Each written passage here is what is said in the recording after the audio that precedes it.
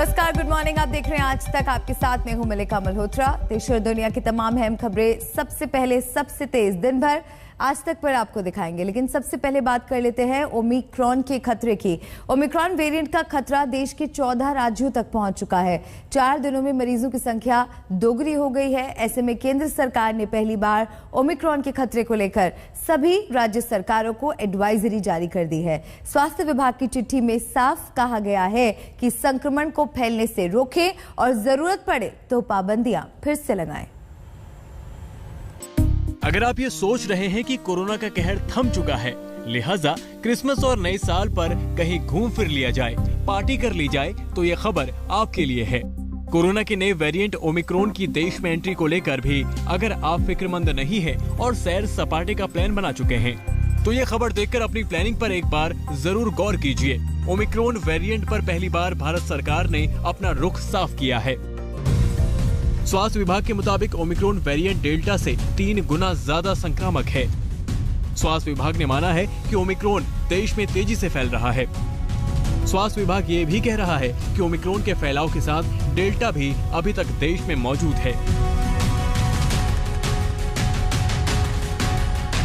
अभी तक Omicron variant को लेकर तरह तरह के दावे और बातें की जा रही थी। दुनिया भर के देशों के अलग अलग संस्थान अपनी शुरुआती रिसर्च के आधार पर अलग अलग दावे कर रहे थे। इससे भ्रम की स्थिति भी बन रही थी। इसी को देखते हुए भारत सरकार के स्वास्थ्य विभाग ने दुनिया भर से मिले आंकड़ों के आधार पर अपने निष्कर्ष निकाले हैं, इन्हें देश के सामने रखा है। दरअसल केंद्र सरकार के स्वास्थ्य विभाग ने सभी राज्यों को एक चिट्ठी लिखी है, जिसमें ओमिक्रॉन वेरिएंट के फैलाव को लेकर स्थिति साफ की गई है। साथ ही इसके फैलाव को काबू करने के लिए कुछ गाइडलाइंस भी जारी की गई हैं, जिसका लबुलुआब ये है। केंद्र ने राज्य सरकारों को कहा है कि वो अपने इमरजेंसी ऑपरेशन सेंटर और वॉर रूम फिर से सक्रिय कर दें।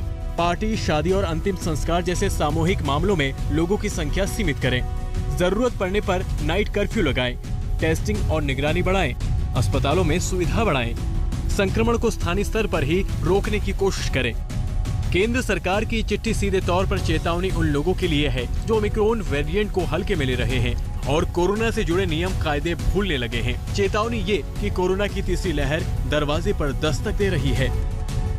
तो जब छोटे पीरियड में नंबर बढ़ता है, तो चाहे वेरिएंट माइल्ड भी हो, क्योंकि डिनोमिनेटर इतना बड़ा है, तो कुछ परसेंटेज उसका सबसेट जो है वो होगा ही होगा जो ज़्यादा बीमार पड़ेंगे और हॉस्पिटल में आएंगे।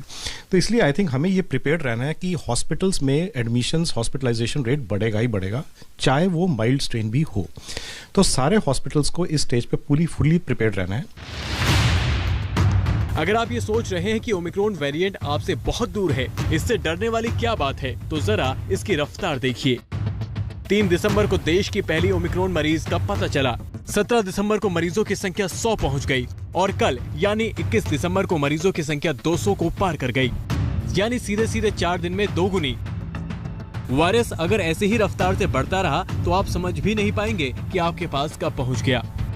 The problem with this new Omicron problem is that its infectivity is much more. Maybe sometime, maybe people say maybe 50 times more, 50 to 70 times more infective. Number of cases may be much more than what we had been even so far thinking even. एक एक करके अब तक देश के 14 राज्य Omicron variant की जद में आ चुके हैं और मरीजों का आंकड़ा 220 तक पहुंच गया है। मंगलवार को उड़ीसा और जम्मू कश्मीर में ओमिक्रॉन मरीजों की पहचान हुई। जम्मू कश्मीर में 3 और उड़ीसा में 2 मरीज मिले। महाराष्ट्र में सबसे ज्यादा 65 मरीज हैं। दिल्ली में 54, तेलंगाना में 23, कर्नाटका में 19, राजस्थान में 18, केरल में 15 और गुजरात में 14 ओमिक्रॉन मरीज हैं। Already this guideline has been issued regarding the surveillance. One thing is now very clear that the transmission rate is very high. The virus doubling time is around 1.5 to 3 days. So it is doubling very fast. The case doubling time. देश में त्योहारों का मौसम पहले से ही चालू है। अब चारों तरफ क्रिसमस और न्यू ईयर का जश्न की तैयारी है।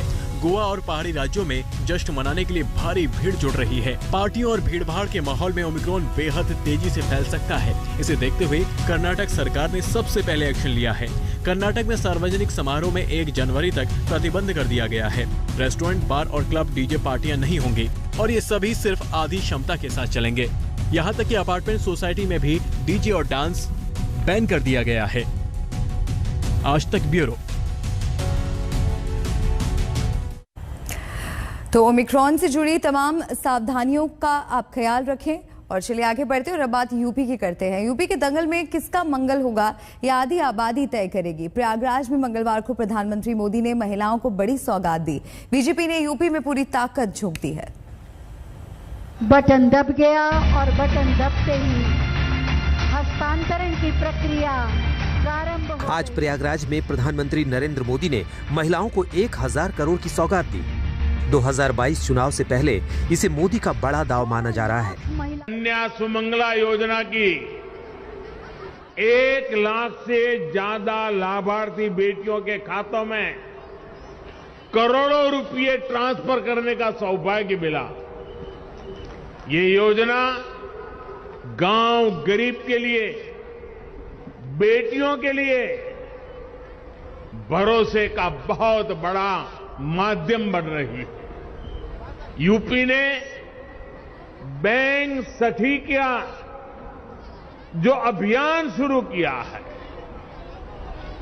वो महिलाओं की रोजगार के अवसरों के साथ ही उनके जीवन में भी बड़े बदलाव ला रही है। दरअसल उत्तर प्रदेश में 14 करोड़ 51 लाख मतदाता है। इनमें से 7 करोड़ 85 लाख पुरुष और 6 करोड़ 66 लाख महिलाएं हैं। ये वही महिलाएं हैं जो उत्तर प्रदेश में जीत की चाबी हैं। उत्तर प्रदेश की महिलाओं ने, माता बहनों बेटियों ने ठान लिया है, अब वो पहले की सरकारों वाला दौर वापस नहीं आने देगी। डबल इंजन की सरकार ने यूपी की महिलाओं को जो सुरक्षा दी है, जो सम्मान दिया है, उनकी गरिमा बढ़ाई है। महिला सशक्तिकरण से जुड़े कार्यक्रम में प्रधानमंत्री ने अपना रिपोर्ट कार्ड रखा। आधी आबादी को अपने विजन के बारे में समझाया। साथियों, बेटियां कोख में ही ना मरी जाएं, वो जन्म लें, इसके लिए हमने बेटी बचाओ बेटी पढ़ाओ अभियान के माध्यम से समाज की चेतना को जगाने का प्रयास किया। घर है तो किसके नाम? पुरुषों के नाम। खेत है तो किसके नाम? पुरुषों के नाम। नौकरी दुकान पर किसका हक? पुरुषों का। आज हमारी सरकार की योजनाएं इस असमानता को दूर कर रही है। प्रधानमंत्री आवास योजना इसका सबसे बड़ा उदाहरण है। प्रधानमंत्री आवास योजना के तहत जो घर दिए जा रहे हैं, वो प्राथमिकता के आधार पर महिलाओं के ही नाम से बन रहे हैं। मोदी ने जो बड़ा ऐलान किया वो यही कि अब गांव-गांव में स्वामित्व योजना का फायदा महिलाओं को मिलेगा। जमीन के कागजों पर उनका नाम होगा। अगले कुछ वर्षों में उत्तर प्रदेश के गांव में योगी जी की सरकार हर घर की मैपिंग कराकर ऐसे ही घरौनी देने का काम पूरा कर लेगी। फिर जो बने हुए घर है, उनके कागज में भी घर की महिलाओं का नाम होगा, घर की माताओं का नाम होगा। उत्तर प्रदेश में महिलाएं किंग मेकर हैं। 2012 के विधानसभा चुनावों में पहली बार महिलाओं का वोटिंग प्रतिशत पुरुषों से ज्यादा रहा था। तब समाजवादी पार्टी की सरकार बनी थी। वहीं 2017 में बीजेपी को मिली प्रचंड जीत में महिलाओं का अहम रोल था। 5 साल पहले यूपी की सड़कों पर माफिया राज था। यूपी की सत्ता में गुंडों की हनक हुआ करती थी। इसका सबसे बड़ा भुक्तभोगी कौन था? मेरी यूपी की बहन बेटियां थी। उन्हें सड़क पर निकलना मुश्किल हुआ करता था। स्कूल कॉलेज जाना मुश्किल होता था। आप कुछ कह नहीं सकती थी, बोल नहीं सकती थी। आधी आबादी को लुभाने के लिए प्रियंका गांधी पहले ही कई बड़े ऐलान कर चुकी हैं। अब बीजेपी ने भी अपने पत्ते खोल दिए हैं। लेकिन नारी शक्ति किस पार्टी की सियासी शक्ति बनेगी, ये देखने वाली बात होगी। आज तक ब्यूरो। यूपी चुनाव की गहमागहमी के बीच फोन टैपिंग और जासूसी के मामलों ने और तूल पकड़ लिया है। लखनऊ में प्रियंका वाड्रा ने आरोप लगाया कि उनके बच्चों के सोशल मीडिया अकाउंट भी हैक किए गए हैं। फोन टैपिंग छोड़िए, मेरे बच्चों के इंस्टाग्राम के अकाउंट भी हैक कर रहे हैं। तो सरकार के पास और कुछ काम नहीं है क्या?